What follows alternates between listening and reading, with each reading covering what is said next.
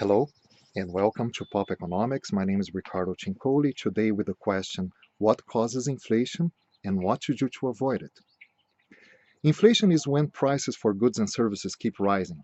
It is a big problem in economics because it hurts the purchasing power of the people and makes it difficult for governments and for the private sector to plan ahead.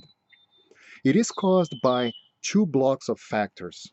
One, an imbalance in the supply and demand, and the second one is excess money in the market, which is the focus of economists' concern nowadays. What causes excess money in the market? Well, governments need money to pay for services such as hospitals, schools, road maintenance, and also to pay for the military and civil personnel. And the way governments raise money in order to pay for those necessary services and salaries are a handful. The government can collect taxes, the government can sell bonds in what is called open market operations. And in order to sell those bonds, the government needs to pay interest.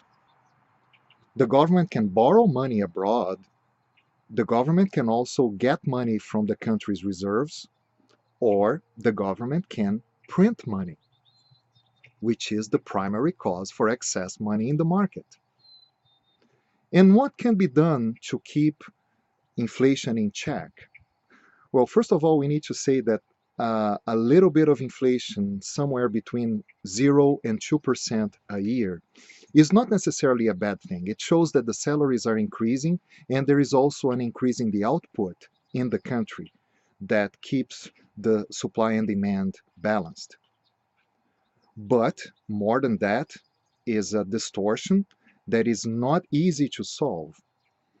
And the three best ways to tackle inflation are: number one, government efficiency. By a balance in the government budget, a surplus if possible, if not, a very, very little deficit.